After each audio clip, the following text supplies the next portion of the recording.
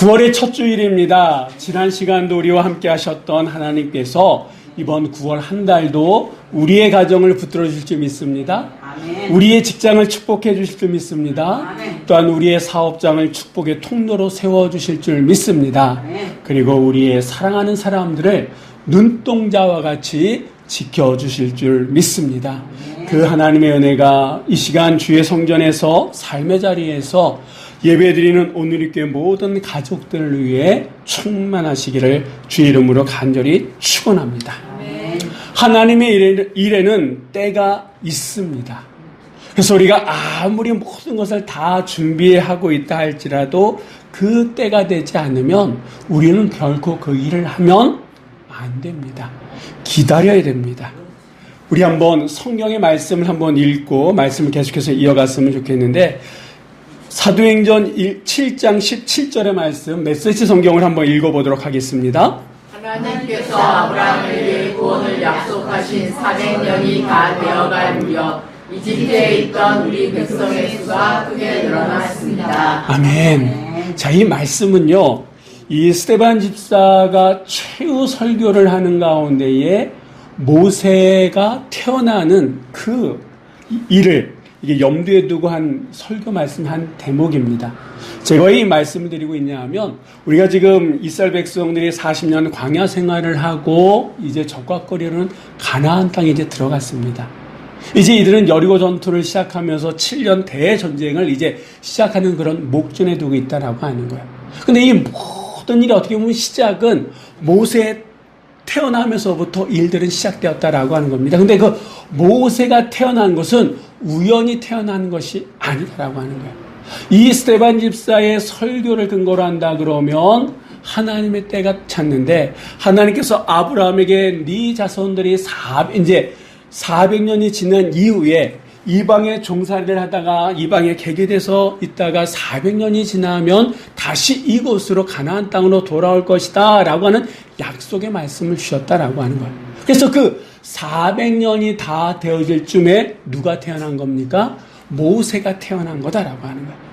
하나님의 일에는 우연히 있는 것이 아니라 하나님의 그 때가 있고 그 때에 맞춰서 그 일들을 해나갈 때에 비로소 마무리될 수 있는 거다라고 하는 거예요. 모세가 태어나서 자기에게 힘과 권력이 있을 때에 하나님의 약속을 기억해서 자기가 이스라엘 백성들을 출애굽시키려고 했다라고 하는 거예요. 그런데 어떻게 됐습니까? 그 일은 되지도 않고 오히려 살인자가 되어져서 쫓겨다니는 그런 도망자 신자가 됐습니다. 그랬던 그 모세가 하나님의 때가 됐을 때 하나님께서 그를 세우셔가지고 이스라엘 백성들을 출애굽하시지 않았습니까? 그러니까 모든 일들에는 하나님의 때가 있어요. 지금 우리는요, 그 하나님의 때를 기다리는 중이다라고 하는 거예요. 우리 생각에는 모든 것이 다 준비되어졌고 지금이라도 당장 해야 될 것 같은데 아니다라고 해요. 어떻게 보면 지금도 우리는 기다려야 된다라고 하는 겁니다. 우리가 지난 시간에 만반의 준비를 다 하고 이제 이스라엘 백성들이 이 여리고성 그 전쟁만 하면 되는 거예요. 그런데 여호수아는 기다립니다. 뭘 기다리고 있습니까? 하나님의 지시를 기다리고 있다라고 하는 거예요. 그렇게 시간이 지나서 어느 날 하나님께서는 여호수아에게 나타나셔서 먼저 이제 큰 전쟁을 앞두고 있는 여호수아를 위로하시면서 이 성을 너에게 맡겼다. 네 손에 붙였으니까 너는 염려하지 말고 근심하지 말고 나만 믿고 나아가라 라고 하는 그 말씀을 하나님께서 주시지 않았습니까?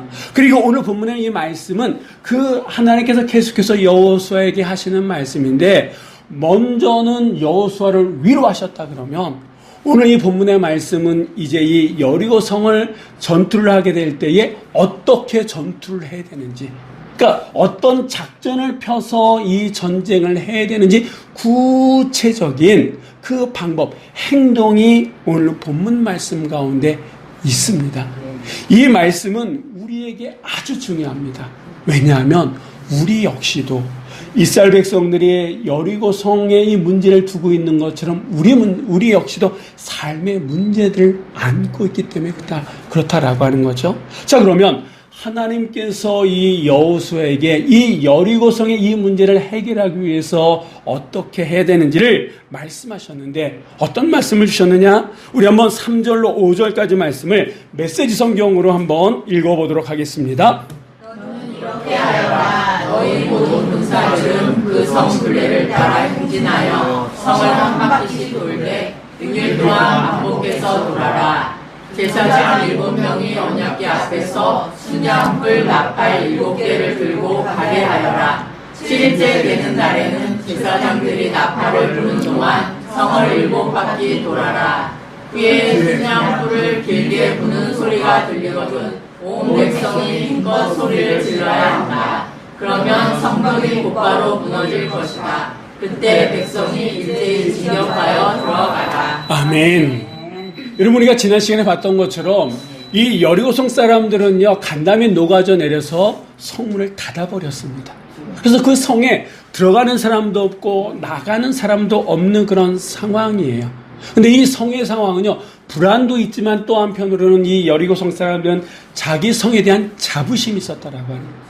그 성 안에는 오아시스도 있고, 그리고 추수철이 지나서 마실 물도 먹을 식량도 잔뜩 있는 그런 상황이에요. 반면에 이스라엘 백성들은 40년 광야 생활을 해서 지칠 대로 지쳐 있고, 그렇다고 먹거리나 이런 마실 것들이 풍부하냐? 그렇지 않아요.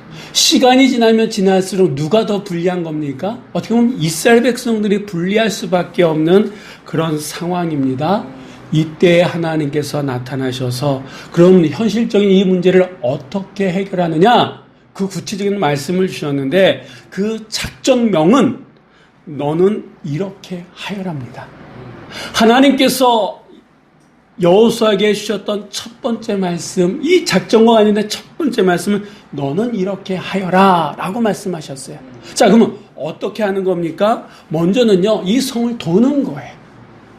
이 성을 도는데 엿새 동안은 한 바퀴, 그리고 마지막 7째 날은 7바퀴 해서 총 13바퀴를 돕니다. 그냥 도는 겁니까? 아니에요. 이 도는데 그 안에도 룰이라고 하는 게 있습니다. 자, 맨 앞에 무장한 사람들이 있고, 그 다음에 지상 7명이 순양 뿔을 붑니다. 그리고 그 뒤에 언약궤가 있고, 그 뒤로 해가지고 이제 이스라엘 백성들이 이 성을 도는 거다라고 하는 거예요. 여러분, 우리가 생각할 때 지금 이들이 여행 왔습니까? 지금 운동하는 겁니까? 아니에요. 뭐를 해야 되는 거예요? 여리고 성 사람들과 전쟁을 해요. 자, 그렇다 그러면 전쟁이라고 하는 긴박한 상황 속에 삶과 죽음이 왔다 갔다 하는 그런 상황 속에 한가하게 여리고성을 돈다? 이게 말이 됩니까? 어떻게 말이 안 돼요. 황당한 명령이에요. 그 누구도 이 상황 속에서 하루에 한 바퀴씩 마지막 날에 7바퀴 돈다? 이거는 이해할 수 없는 그런 황당한 명령일 수밖에 없다라고 하는 거예요. 그런데 여러분, 우리는 이 이야기의 끝을 알고 있잖아요. 우리가 생각할 때는 지금 전쟁을 하기 때문에 하나님께서 여호수아에게 너는 이렇게 하라 라고 말씀하실 때는 좀 더 전쟁과 관련된 구체적으로 어떤 무기를 만들라고 하시던가, 아니면 이 여리고성이 이 정상에 있으니까 그것보다 더 높이 흙을 쌓아서 우에서 공격하려 한다거나, 아니면 돌격대, 정예 부대를 만들어서 밤에 야심한 시간에 틈타가지고 들어가서 싸우라고 한다거나, 아니면 뭐 이런 명령을 내려야 된다, 우리는 보통 생각하지 않습니까? 그게 상식이에요. 그런데 하나님께서는 전혀 그런 명령이 아니라 우리가 방금 읽었던 것처럼 돌라는 거예요. 근데 그냥 도는 것이 아니라 앞에 무장한 사람들이 있고 제사장들이 있고 그 다음에 언약궤가 있고 그 뒤로 해가지고 하루에 한 바퀴씩 돌고 마지막 7째 날에는 7바퀴 돌고, 그리고 마지막 7바퀴 다 돌았을 때 제사장들이 크게 나팔을 불며 너희는 함성을 질러라. 그러면 여리고 성이, 여러분, 닫혔던 여리고 문이 열릴 것이라고 말씀합니까? 아니에요. 여리고 성벽이 무너질 것이다. 이렇게 말씀하셨더라고요. 우리 생각할 때는 이 여리고성은 무조건 성문으로 들어가야 된다고 생각합니다. 닫혀진 그 문을 열어가지고 들어가야 된다고 생각하는데 하나님은 그 문에는 관심도 없어요. 하나님의 방법은 뭐였습니까? 성벽을 아예 무너뜨리는 거였다라고 하는 거예요. 그렇기 때문에 이 하나님께서 말씀하시는 이 의미를 우리가 잘 알 필요가 있다라고 해요. 왜냐하면 우리 역시도 우리 힘으로 어떻게 할 수 없는 닫혀진 여리고 성, 그 문제를 안고 있다라고 합니다. 어떤 분들에게는 진로의 문제가 될 수 있고, 어떤 분들에게는 건강의 문제가 될 수 있습니다.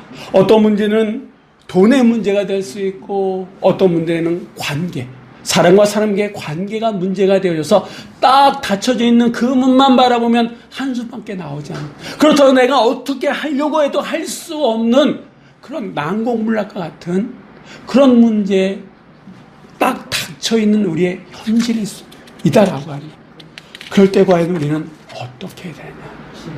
네, 여러분, 문제는요 닫혀진 문이 문제가 되는 게 아니다라고 하는 거예요. 왜냐? 하나님께서는 그 문을 열려고 하시는 것이 아니라 아예 성벽 자체를 무너뜨린다라고 하는 거예요. 그래서 우리가 성문에, 닫혀진 성문에 집중하는 것이 아니라 이 현실적인 문제 앞에 과연 하나님이 우리에게 뭘 말씀하시는지를 우리는 봐야 된다라고 하는 거예요. 때로는 우리가 그 닫혀진 성문에 집중하다 보니까 성문만을 열려고 해요. 그러다 보니까 내가 원하는 방식, 상식의 선에서 생각합니다. 근데 여러분, 상식의 선에서 하나님의 말씀을 들으면 이해가 될 수가 없어요. 이해가 안 되니까 우리가 어떻게 합니까? 아예 들으려고 하지도 않고 아예 내팽겨쳐 버린다. 거부해버리고 만다라고 하는 거예요. 그런데 하나님은 성문을 여는 게 아니라 성벽을 무너뜨린다라고 해요. 그러기 때문에 지금 나에게 주시는 하나님의 말씀이 내 생각과는 맞지가 않고 상식에 맞지 않는다 할지라도 우리가 들어볼 필요가 있다라고 해요. 들어야 된다라고 하는 거예요. 왜? 하나님은 그 문제를 이미 알고 계시고 답까지 알고 계시기 때문에. 자, 그러면 하나님이 이렇게 말씀하신, 우리가 생각할 때는 너무 황당무계한 이 말씀에 그 안에 담겨져 있는 의미가 뭐냐? 뜻이 뭐냐라고 하는 거예요. 여러분, 하나님이 따뜻한 밥 드시고 허튼 얘기 하시는 분이십니까? 그분 한마디 한마디에는 다 답이 있어요. 의미가 있어요. 뜻이 있기 때문에 그렇게 말씀하신다라고 하는 거예요. 자, 그러면 하나님의 말씀을 하나하나 좀 생각해 보도록 하겠습니다. 맨 앞에 무장한 선발대를 돌아 이렇게 말씀하셨어요. 이 사람들은 어떤 사람이냐면 요단강을 건널 때 있었던 루벤, 갓, 므낫세 반지파 사람들입니다. 이들은 다른 12지파 사람들보다 정말 전쟁을 잘 싸우는 그런 사람들이었어요. 혹시나 하는 상황 속에 하나님께서도 먼저 잘 싸우는 사람들을 앞에 두셨습니다. 자, 그리고 그 뒤에 지상들로 하여금 7명의 지상들에게 순양불, 그러니까 양강나팔을 불게끔 하셨어요. 그리고 그 뒤로 누가 따라갑니까? 우리 한번 그림을 하나 볼까요? 그 뒤로 언약궤, 제사장들이 맨 언약궤를 두고 그 뒤에 이제 이스라엘 백성들이 쭉 따라서 하루에 한 바퀴씩 돌게끔 하셨다라고 하는 거예요. 자, 그러면 이 대형으로 한다 그러면 이 행렬의 가장 중심에는 뭐가 있는 겁니까? 언약궤가 있다라고 하는 거예요. 언약궤를 중심으로 이스라엘 백성들은 여리고성을 도는 그런 행렬이다라고 하는 겁니다. 자, 그러니까 언약궤라고 하는 것은 하나님의 임재를 상징하는 거예요. 이곳에 하나님이 계십니다라고 하는 그런 상징적인 의미예요. 그러니까 이 대열, 하나님께서 방금 말씀하셨던 이 행렬의 가장 중심에는 누가 계시는 겁니까? 하나님이 계시는 거예요. 하나님이. 자, 그리고 이 언약궤 앞에 누가 있냐면 제사장들이 7 양강 나팔을 든 제사장들의 행렬이 있습니다. 많은 사람들이 아니라 7 사람들입니다. 이 7은 완전 숫자예요. 땅의 동서남북 4와 하늘에 3이라고 하는 게 완전 숫자입니다. 자, 그런데 이들이 뭘 들고 있습니까? 양강나팔. 이 양의 뿔로 만든. 자, 우리 사진 하나 볼 텐데, 자, 이렇게 좀 휘어져 있는 이런 나팔이에요. 근데 한 가지 이상한 것은 여러분 이 양강나팔은 언제 부냐면 예배 드릴 때, 이스라엘 백성들이 잔치할 때, 하나님의 임재 그런 것을 표현할 때 이 양강나팔을 불었어요. 전쟁을 할 때는 은나팔을 불었다 그래요. 근데 한 가지 여기서 질문을 드릴게요. 지금 이스라엘 백성들이 전쟁을 하려고 이렇게 도는 거예요? 아니면 뭘 하려고 도는 거예요? 전쟁을 하려고 도는 거잖아요. 하나님이 너희는 이렇게 행하라, 전쟁은 이렇게 하는 거다라고 하면서 하나님이 명령하시는 것에 순종하면서 지금 전쟁을 하려고 하는 거 아닙니까? 그러면 전쟁에는 은나팔이 쓰여져야 돼요. 그런데 하나님은 무슨 나팔을? 양강나팔을. 근데 이 양강나팔을 언제 쓰는 거라고요? 제사 드릴 때, 예배 드릴 때, 축제를 할 때. 자, 그럼 두 가지를 종합해서 하나님 앞에 예배 드릴 때 쓰이는 양강나팔, 그리고 이 행렬의 중심은 뭐가 있다? 언약궤가 있다. 그러면 이 전쟁은 지금 여리고성, 이스라엘 백성들이 하는 이 여리고성의 전쟁의 가장 중요한 것은 뭐다? 하나님 중심이다라고 하는 거예요. 하나님 중심으로 이스라엘 백성들이 똘똘 뭉칠 때에 이 성벽이 무너진다라고 하는 게 하나님의 메시지다라고 하는 거예요. 자, 그러면 하나님 중심의 삶이라고 하는 것 좀 더 구체적으로 얘기하면 뭐다? 그것은 바로 예배 중심의 삶이다라고 하는 거예요. 이스라엘 백성, 하나님께서 이스라엘 백성들에게 지금 뭘 말씀하시냐면 우리가 지금 전쟁을 하는데 이 전쟁은 예배의 연속선상에 있는 거다라고 하는 거예요. 이 전쟁은 눈에 보여지는 육의 전쟁일 뿐만 아니라 영적인 전쟁이기도 하기 때문에 이 전쟁의 가장 중심에는 하나님이 있고 예배가 있고 너희들이 그 예배를 중심으로 하나님 중심으로 예배 드릴 때에 너희들이 두려워하고 있는 이 여리고성 닫힌 그 문뿐만 아니라 이 성벽 자체를 아예 허물어 주시겠다라고 하는 것이 하나님이 이스라엘 백성들에게 말씀하시는 메시지다라고 하는 거예요. 여러분, 성경에 보면 이렇게 하나님 중심으로 예배 중심으로 전쟁을 치렀던 이야기들이 여러 곳에 나오는데 그 중에 하나가 역대하 20장에 나옵니다. 이 역대하 20장에 보면 어떤 일이 있냐면 여호사밧 왕이 암몬과 모압의 연합군들과 함께 전쟁을 하게 되는데 이 암몬과 모압의 연합군의 숫자가 너무 많으니까 그들이 쳐들어왔습니다라고 하는 그 자체가 여호사밧 왕에게는요 두려움이었어요. 이걸 어떻게 해야 되나 걱정하고 있는 가운데 하나님께서 이 여호사밧 왕에게 말씀하시고 이 말씀을 들은 이 여호사밧 왕은요 백성들에게 자 앞으로 이제 우리가 이 연합군들과 함께 전쟁을 할 텐데 먼저 너희는 금식을 하라. 금식을 선포합니다. 그리고 한 마음으로 기도하게끔 합니다. 여러분 전쟁을 하려면 더 많이 먹어야 되잖아요. 더 많이 먹어서 힘을 내서 싸워야 되지 않습니까? 그런데 여호사밧 왕은요 오히려 먹어라 마셔라 그러지 않고 금식을 선포하고 온 백성으로 하여금 기도하게끔 합니다. 그리고 다시 한번 하나님의 때를 기다렸다가 하나님께서 드디어 가라라고 말씀하시자 이 여호사밧 왕은 어떻게 하냐면 이스라엘 백성들과 함께 전쟁터에 나아가는데 뭘 하냐면 하나님을 찬양하는 사람들 앞에 세웁니다. 그리고 그들에게 거룩한 예복을 입혀요. 지금으로 얘기하면 성가대를 세우는 거예요. 여러분, 매 전쟁을 할 때 맨 앞에 누가 서야 됩니까? 힘 있는 군사들이 서야 되지 않습니까? 그런데 하나님께서는 어떻게 하셨냐면 이스라엘 백성들의 성가대를 앞에 세우셨다라고 합니다. 그리고 그들이 하나님을 찬양하고 노래할 때에 하나님께서 그 이방인의 연합군의 그 진을 돌아다니면서 그들을 다 진멸시키셨다라고, 다 죽이셨다라고 하는 거예요. 여러분, 정말 우리가 하나님 중심의 삶을 살아갈 때에 우리의 손으로 그 일을 해야 될 것 같은데 우리가 하나님 중심의 삶, 예배 중심의 삶을 살아갈 때 하나님의 손이 우리의 삶의 일들을 대신해 주심을 여러분 믿으시기 바랍니다. 그 이스라엘 백성들이 여리고성 정투를 할 때 여호사밧 왕이 그 이방의 연합군들과 싸울 때 했던 이 하나님 중심의 이러한 모습은 지금도 여전히 우리의 삶 가운데 이루어지는 영적 원리 가운데 하나다라고 하는 거예요. 우리가 일상의 삶 속에 하나님을 의지하고 삶의 중심에 그 예배를 이루어 나갈 때에 하나님은 당신의 손으로 우리의 삶의 문제들을 해결하심을 믿으시기 바랍니다. 여러분, 이 일들, 이 말씀을 지금 하나님께서는 당신의 백성, 이스라엘 백성들에게 하신 말씀입니다. 지금도 이 원리는 그대로 적용되어지고 있는데, 그런데 문제는 하나님의 백성이다라고 자부하는 우리 안에 있다라고 하는 거예요.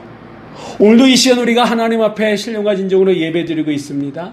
시간을 정해서 마음과 뜻과 정성을 모아서 이렇게 예배드리고 있습니다. 그런데 우리 일상의 삶을 한번 돌아가 보자라고 하는 거예요.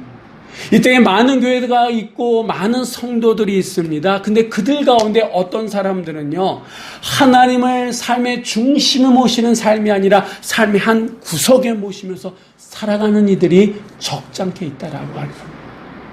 그들에게 물어보십시오. 당신은 하나님을 믿습니까? 네, 나는 하나님을 믿습니다. 나는 하나님의 자녀입니다. 라고 떳떳하게 얘기합니다. 그리고 실제적으로 하나님을 믿는다라고 얘기하고 주일 되면 하나님 앞에 예배드리고 봉사하고 찬양하고 헌신하는 모습들이 있습니다. 그런데 일상의 삶으로 돌아간다 그러면 그 하나님을 믿고 의지한다라고 한 그 하나님을 자기의 전부로 여기는 것이 아니라 일부로 여기는 자들이 많다라고 하는 거예요. 어떤 결정을 내릴 때에 전문가들과 상의하는, 이 자체가 나쁜 건 아닙니다. 잘못된 건 아니에요. 그런데 거기서 결정을 내린다라고 하는 거예요. 때로는 자기의 경험이나 상식선에서 그 일들을 해결을 하려고 하는 모습들이 있습니다. 심지어는 무당을 찾아가거나 점집 가서 점을 보고 그 일을 하는 사람도 적지 않게 있습니다. 그래서 이렇게도 해보고 저렇게도 해보고 안 될 때, 마지막 어쩔 수 없을 때에 하나님 앞에 나아가는 사람들이 있습니까? 없습니까? 있어요. 하나님은 우리의 최우선이 되어야 되는데 어떤 이들에게 있어서 하나님은 최후의 방법이 되고 있다라고 하는 거예요. 그러면서도 자기는 하나님의 백성, 나는 하나님을 믿습니다. 하나님을 겪고 떠난 적이 없습니다. 라고 얘기하는 사람들이 참 많습니다. 여러분, 그러나 하나님 중심의 삶을 사는, 예배 중심의 삶을 살아가는 사람들의 삶은 다르다라고 하는 거예요. 그들의 삶을 보면요, 생활에 늘 신앙이 묻어 있습니다.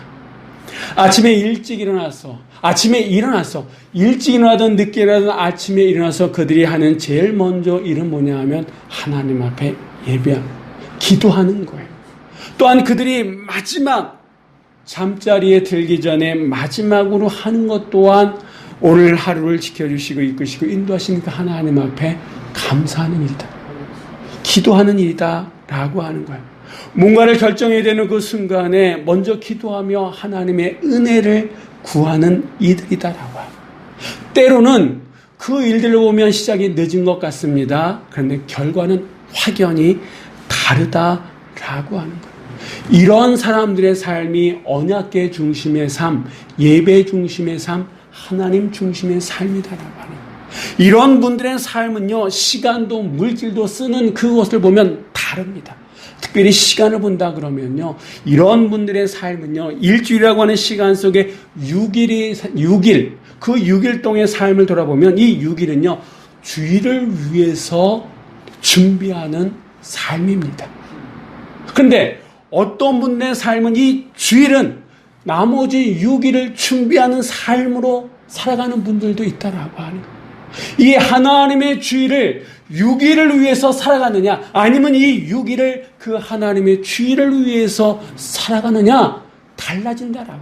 똑같은 일주일의 시간을 살아가는데 6일을 들여서 하나님 앞에 예배를 준비하는 삶이 있고, 그 주일을 쉬고 하면서 6일을 준비하는 자의 삶이 있다라고 하는 거예요. 여러분은 어떻습니까? 정말 하나님 중심의 삶, 정말 언약궤 중심의 삶, 예배 중심의 삶은요, 그 삶의 가장 우선이 예배다라고 하는 거예요. 여러분, 운동을 전문적으로 하는 사람들 보십시오. 국가대표나 돈 받고 운동하는 사람들 보면요, 그 시즌이 돌아오면요, 그 운동에 집중하기 위해서 모든 것을 다 뒤로 합니다. 인류, 정말 잘 나가는 사람들은 더더욱 그렇다라고 하는 거예요. 그럼 우리에게 있어서, 우리의 삶에 있어서 최고의 시간은 언제입니까? 하나님 앞에 예배드리는 시간이다라고 해요. 이 주일 예배뿐만 아니라 내가 일상의 삶 속에서 예배를 드리고 있다 그러면 그 시간을 위해서 나머지 시간들을 준비해 나가는 것이 하나님 중심, 예배 중심의 삶을 살아가는 이들의 모습이다라고 하는 거예요. 여러분들은 오늘 이 예배를 위해서, 주일날 드려지는 이 주일 예배를 위해서 어느 정도 준비하셨습니까? 여러분들은 어제 뭘 하셨습니까? 여러분들 지난 일주일 동안 뭘 하셨습니까? 어떤 이들은 운동하면서 그 시즌에 맞춰서 최고의 컨디션을 유지하는데, 여러분들은 오늘 이 예배를 위해서 여러분의 몸과 마음 최고의 컨디션을 끌어올려서 이 예배를 드리고 있습니까? 아니면 그냥 이 자리에 앉아 계십니까? 이거는 여러분에게 드리는 질문인 동시에 저에게 하는 질문이기도 하다라고 하는 거예요. 하나님은요, 우리가 하나님을 믿는다라고 얘기하면서 하나님을 변두리에 두는 것이 아니라 그 하나님을 특별시, 그 하나님을 우리의 삶의 최우선으로 여기는 자들이 되기를 우리에게 원하고 계시다라고 하는 거예요. 이스라엘 백성들은 그 말도 안 되는 하나님의 말씀이지만 이들은 광야 40년을 통해서 하나님 앞에 훈련받은 백성들이기에 그 여리고성을 도는 행렬의 가장 중심에 하나님을 모셨고, 하나님의 말씀이기에 자기들이 이해할 수 없는 얘기였지만 그대로 순종하면서 그 하루에 한 바퀴씩 돌기 시작했다라고 하는 겁니다. 아까도 말씀드렸던 것처럼 여러분, 우리는요, 닫힌 문에 집중하고 있을지 모르지만 하나님은 닫힌 문에는 관심도 없으세요. 왜? 하나님의 방법은 닫혀진 문, 이미 닫힌 문을 열려고 하시는 것이 아니라 아예 성벽을 무너뜨려서 그것에 들어가게끔 하시는 것이 하나님의 뜻이요, 하나님의 방법이기 때문에 그렇습니다. 그렇기 때문에 여러분, 우리가 하나님 앞에 드려지는 그 예배, 주일의 예배뿐만 아니라 일상의 예배가 무너지면 우리는 닫힌 문만을 바라본다라고 해요. 그 문을 어떻게 해서든 열려고 한다라고 하는 거예요. 근데 우리의 예배가 살아있고 하나님 중심의 삶을 살아가면 우리 역시도 닫힌 문에 관심이 있는 것이 아니라 그 문이 아니라 성경이 무너질 것을 믿기 때문에 현실의 삶 속에서 좀 더 초연해질 수 있다라고 하는 거예요. 하나님은 우리가 좀 더 성숙하기를 원하고 계시다라고 해요. 우리가 성숙할 수 있는 최고의 모습은 바로 하나님 앞에 예배자의 모습으로 세워지는 것임을 믿으시기 바랍니다. 예배가 중심이 되고 하나님이 중심이 되는 삶을 살기를 원하심을 믿으시기 바랍니다. 여러분, 예배가 무너지면요, 우리는 사람 중심이 됩니다. 예배가 무너지면요, 내 중심이 됩니다. 예배가 무너지면요, 상황 중심이 되어지지만 하나님 중심, 예배가 살아나게 되면 어떻겠습니까? 하나님 중심이 된다라고 하는 거예요. 하나님의 관점으로 내 삶의 문제를 바라본다라고 하는 거예요. 이전까지는 닫힌 문에 초점을 뒀다 그러면 내 하나님에 드리는 예배가 살아나면요, 그 닫힌 문이 아니라 하나님이 나에게 말씀하신 그 말씀에 집중하게 되고, 집중하다 보면 전혀 생각지도 못한 방법으로 인해서 닫힌 문이 아니라 그 삶 자체가 무너진다라고, 문제가 무너져 내린다라고 하는 거예요. 바라그는 이번 9월 한 달 동안 우리의 삶 속에 예배가 살아나기를 소망합니다. 하나님 중심의 삶이 살아나기를 소망합니다. 아무리 닫혀져 있는 여러 문제로 인해 가지고 힘들고 어렵지만 그렇기 때문에 우리가 예배를 살려야 될 줄 믿습니다. 하나님 중심의 삶을 살아가야 될 줄 믿습니다. 여러분, 그 문제를 해결하기 원하십니까? 예배가 살아날 때에 하나님께서 그 문제를 만져주시는 거예요. 우리가 하나님 중심의 삶을 살아갈 때 하나님은 닫힌 문이 아니라 아예 성벽을 무너뜨리심을 믿으시고, 이번 9월 한 달 동안 정말 하나님 앞에 드려지는 그 예배가 살아날 수 있도록 예배 중심의 삶, 하나님 중심의 삶을 살아가는 여러분 모두가 되시기를 주의 이름으로 간절히 축원합니다. 기도하시겠습니다.